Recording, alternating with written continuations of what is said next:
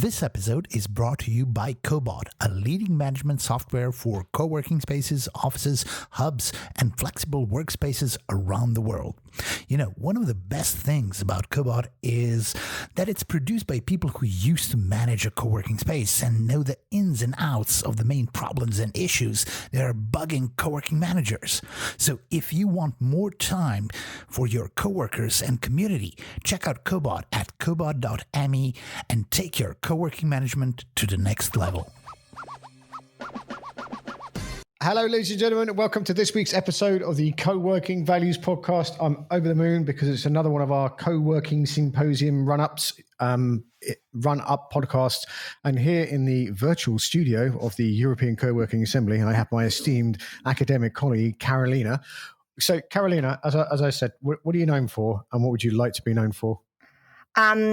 I'm known for not being very good at self-branding, so I don't know what to say. I think perhaps somebody knows me for having researched new forms of work in the media and creative industries. And I think I'm actually also known for making like silly jokes when I give presentations. And I'd like to be known for my next big project about love. About love. Oh, before we get into co-working, what's that about love? I think I'm interested in how the culture of love is changing with digital media like dating apps and other stuff. Perhaps for another podcast. Oh, definitely for another podcast. There's an app for that. Have you read Brené Brown's work? No, but I will. I'll send you a link. Brené Brown talks a lot about vulnerability. She's a shame researcher from the University of Texas. Yes, okay. And I've read all her books, and wow. they're great about the. So this is going to give us a segue into our topic. So a lot of after her success of her TED talk, which went from like she accidentally did a TEDx talk, which then I think it's like the second most viewed TED talk now. And then 10 years later, she got a next Netflix special, which is huge. So she researched after the success, companies and corporations would ask her to come and talk, and they'd say, "Oh, hello, we want to. Can you come and give a talk about stuff because you're really good?" And she says, "I talk about vulnerability," and they said, "Oh, but we don't want vulnerability. We want people to be more productive and happy in the workplace." And she'd say, "Well, if you when people are inventing things, they're testing and trying." And that's when they're at the most vulnerable. So vulnerability is really important to what you like to call innovation. So, you need to encourage a culture of vulnerability and freedom and flow and everything like that at work, not a culture of like, you need to get more done. Totally.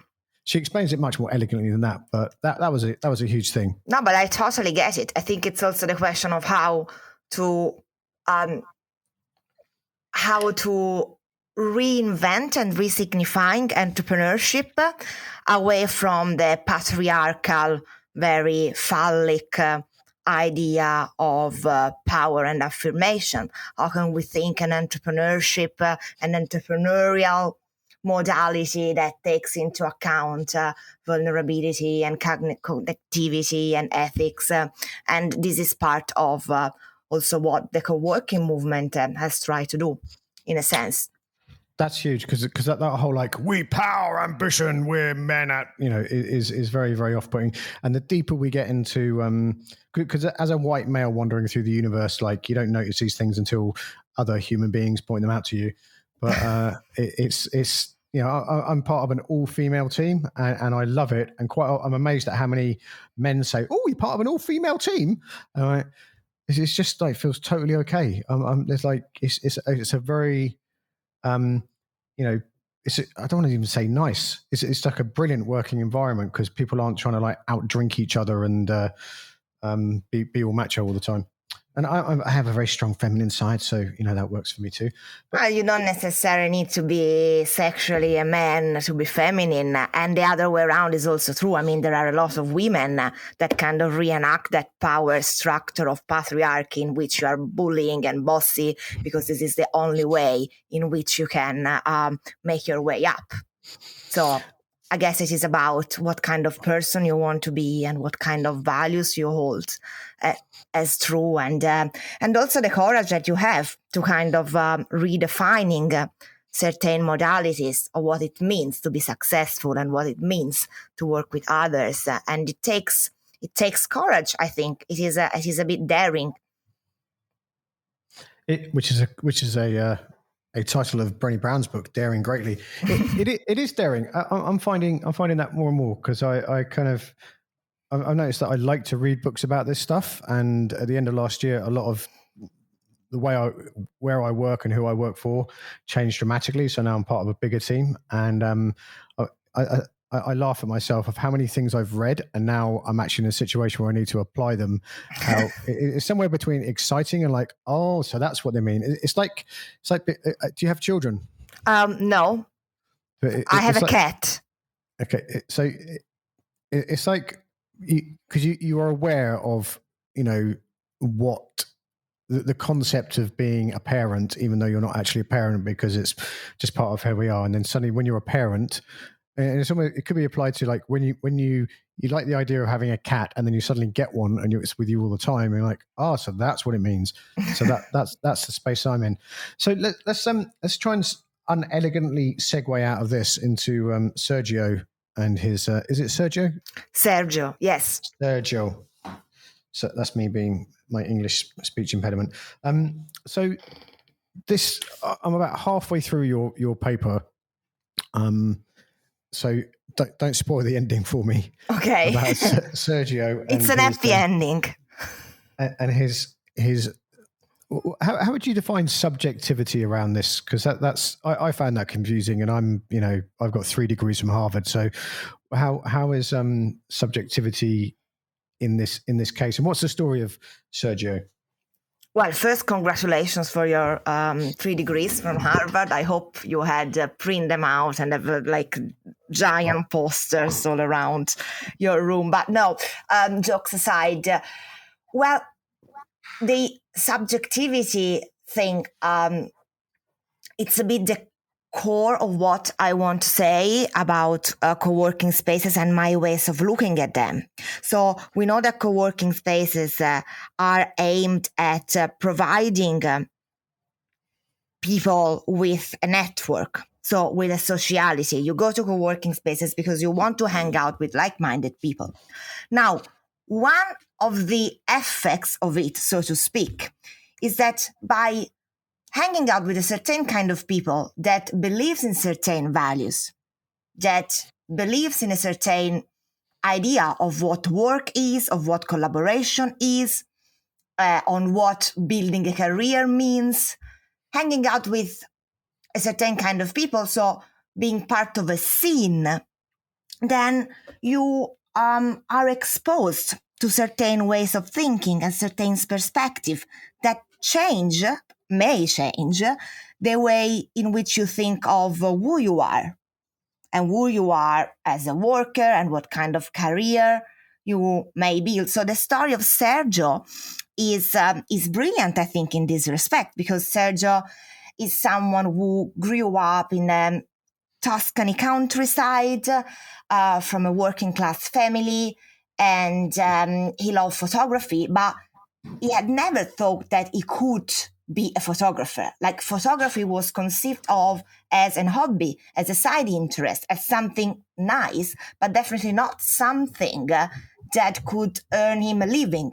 So the ways in which Sergio thought of himself is, I am a handyman who loves photography. And then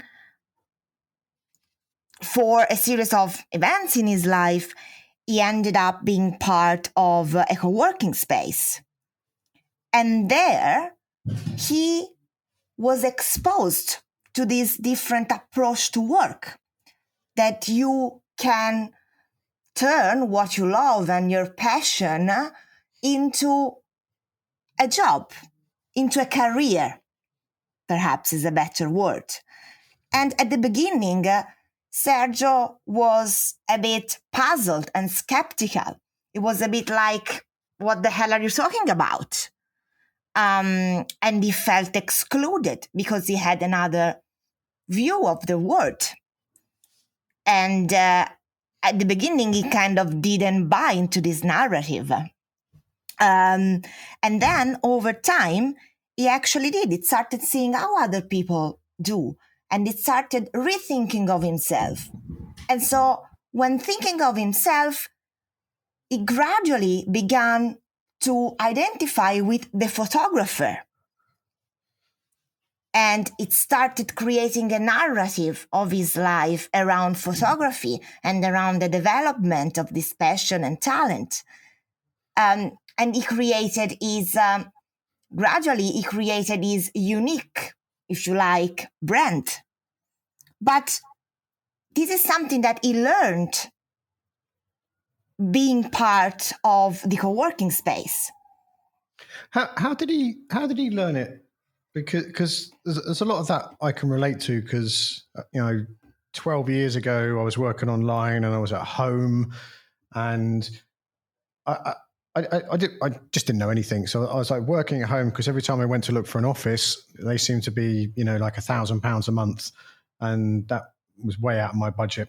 And so I was working at home, and then I got involved in co-working in like 2010 and joined a meetup and worked in a co-working space in 2010. And just like most of my career and identity is part of it's through being involved in the movement, but most of it is just bumping into people and having conversations. It's like compound interest of from what apps to use that is possible, seeing someone else doing the kind of thing I want to do, like running meetups.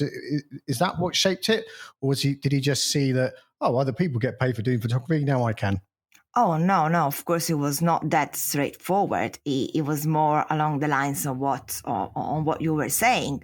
So this is a process that we constantly engage in. Like when we meet a new bunch of people, we are influenced about the way they do things. We are inspired by their ways of doing things. So for him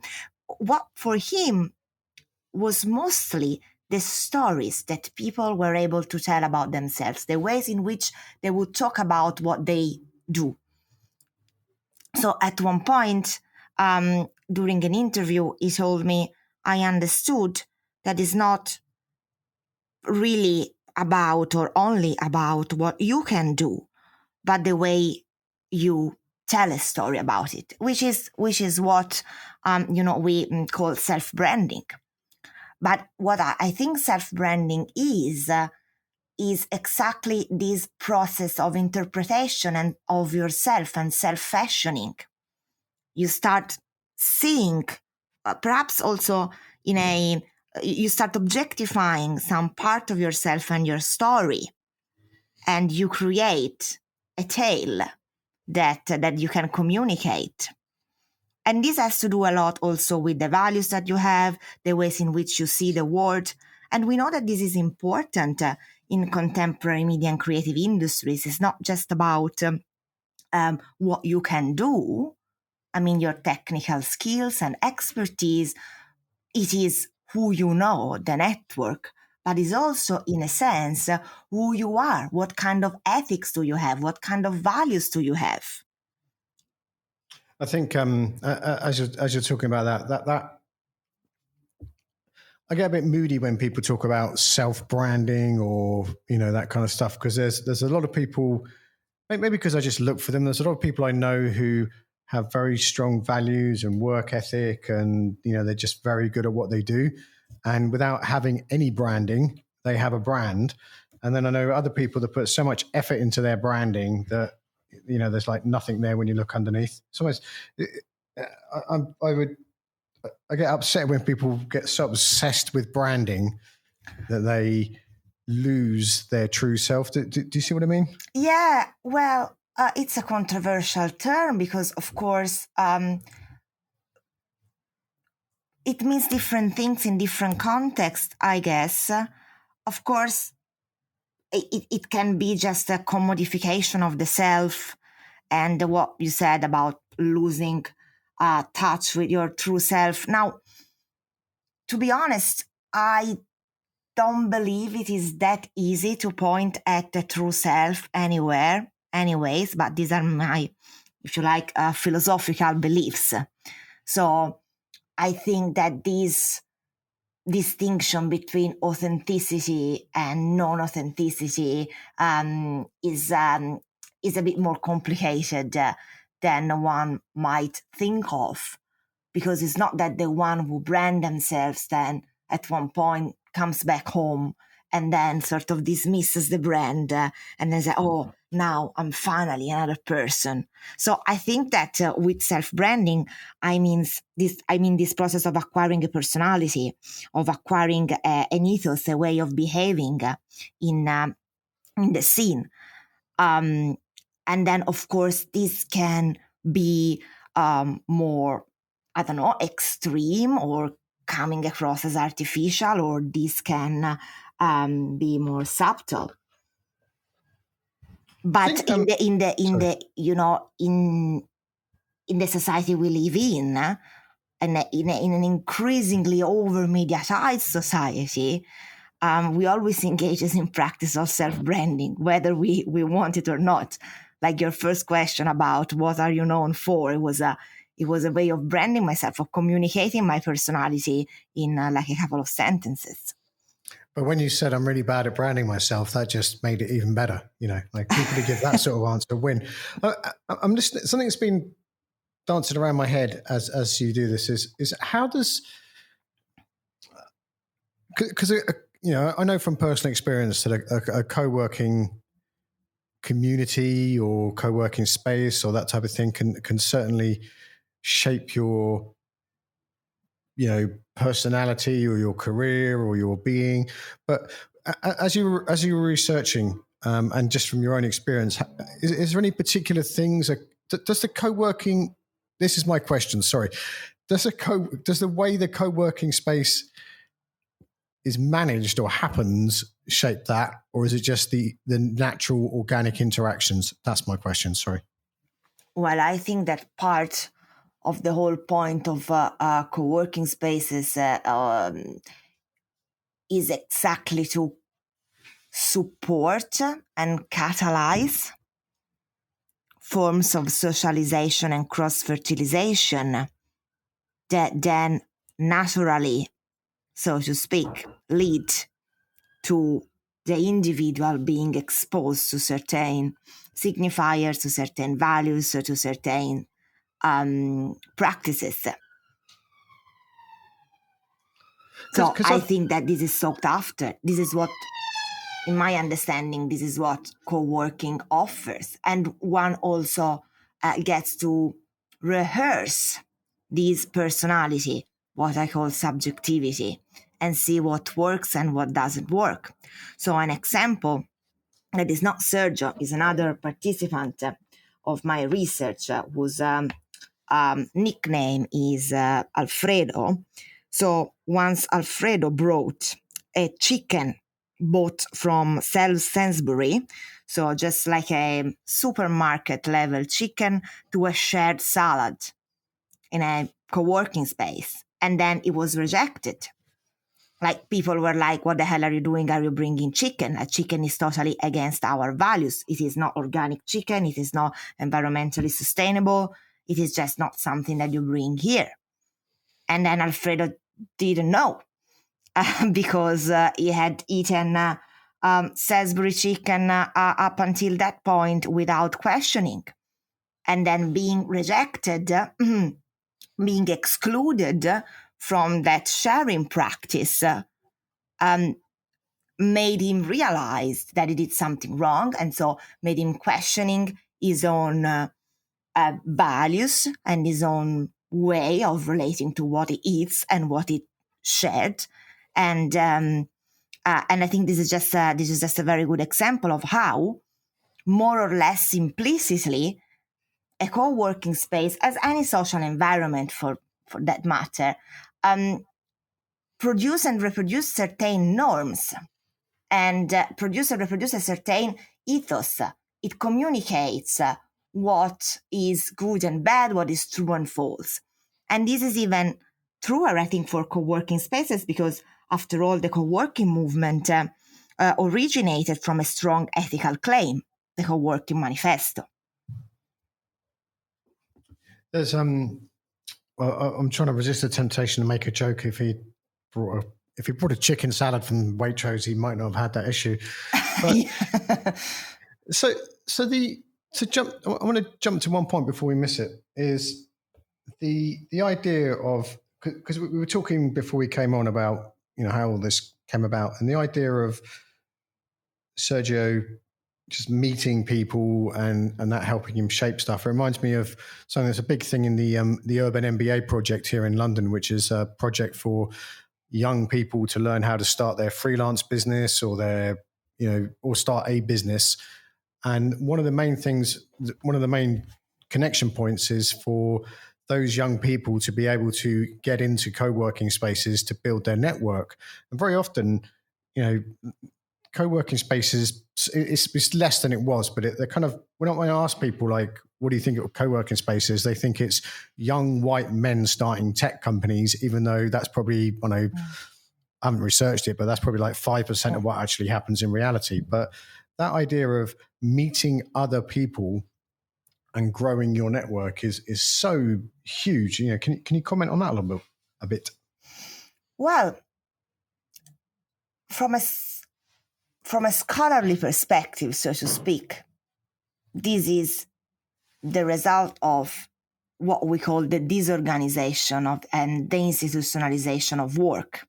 So the work of a freelancer, of a knowledge worker, digital nomads, or entrepreneur, you choose your term, is a career that has not a definite workplace, the office, and working schedule.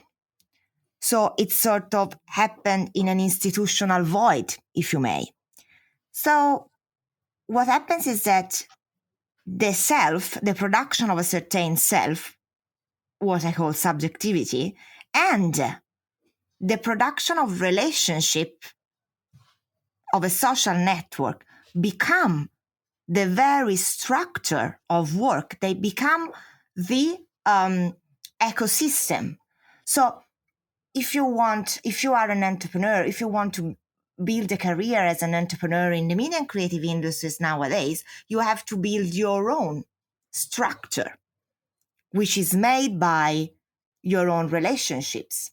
But of course, to plug into a network, into a scene, you have to be a certain kind of person. So the production of a certain self that resonates with the values and norms that regulate that specific network is quite important. And there are spaces that are aimed at supporting the individual in the creation of their own subjectivity, personality, character, and their own social network. Universities, perhaps, are one of the first kind of places in which this was happening, with all the degrees in creative entrepreneurship and so on, and then other forms of education and projects like the one you are talking about.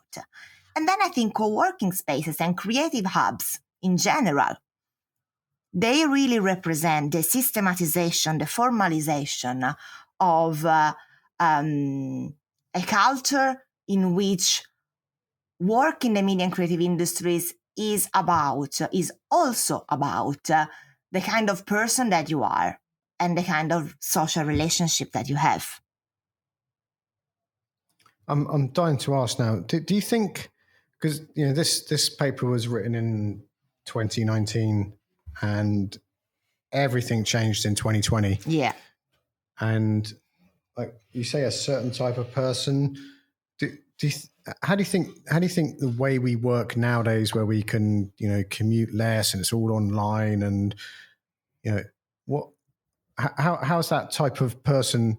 I'd like to think that it's a fairer world now, but is it?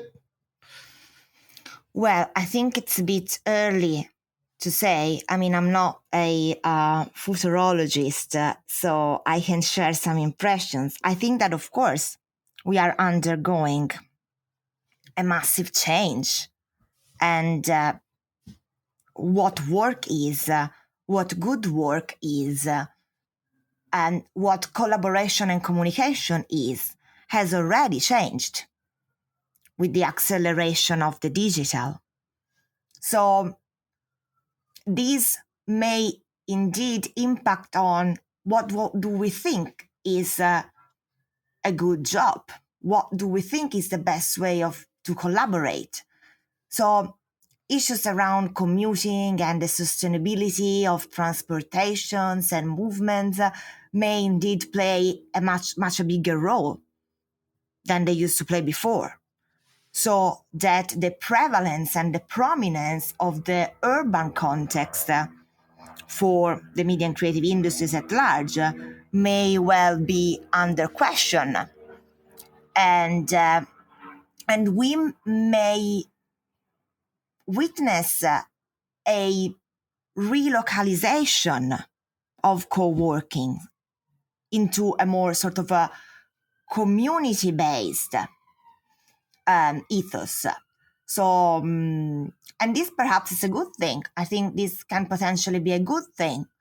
Now, it is also to be said that, what is good and bad, of course, changes depending on the position that one occupies in society. So if you think about smart working, smart working may be very good for certain people, and it might be very challenging and almost impossible for other people. So it depends whether you have like the space in your house that provide what you need to work, whether you have support with, for instance, childcare, so caring duties in general. So we'll see. But I think that perhaps we will see how the co-working movement can become less urban in focus. And then, I don't know, I recently had a follow-up interview with Sergio, asking him how he has been doing during lockdown. And what he said is that it was good for him because it lifted away the pressure of having to produce. Especially in the first lockdown, there was this impression of, okay, everything is still. So for him, this translated into into less pressure of being productive. And that allowed the space, he said, to really think about what he wants to do. So again, you see this focus on the self, what I want to do. And then he set up his website and he understood. He told me that he can really pursue his own projects and desires because what people like, it's him, is his gaze on the world. So I think that this focus on the self is kind of here to stay for now. And, this is a good thing on the one hand, but of course there are also these sort of backlashes and potential side effects of creating a very kind of narcissistic individual that is very much concerned about me, what I love, what I'm good at, etc., etc. So this is the problem of entrepreneurship, in my view. I published a book about it that is a critique of these and other aspects of entrepreneurship. So you put me in the position, Carolina, where I'm going to have to bite my tongue because we're at the end of the podcast, and I'm more full of questions than I was. So we're going to have to do this again. You can, ladies and gentlemen, you can come and hear from Carolina, and I'm not going to read them all out, for about 10 other people almost as good as Carolina. Almost. On the 15th of April, we got a morning of talks from people who are researching all over Europe and the world about these topics we covered here today, and with a particular lens on post-COVID society and how will the future of work and the co-working place will exist. Where's the best place to find you online, Carolina? I think if you Google me, you get my kind of institutional profile at the University of Warwick, and I've just updated my LinkedIn profile. So pro. That's Yeah. that's where all the 21st century academics are now. Yeah, I hadn't updated it in like 10 years. Wow. You can put Facebook and everything on there now. Yeah, I'm not good at self-branding, I told you. Neither am I. I've been following that thing for years, and I've never quite managed to nail it. So thanks very much for your time and attention, ladies and gentlemen. And if you go to coworkingassembly.eu and wait for a few seconds, this embarrassingly short period of time, a pop-up will come up and say, join our email list. And that's where we email you about events and topics, co-working library news, and everything going on in the Co-working Europe universe. Say goodbye, Carolina. Goodbye. Thank you. Ciao. Ciao.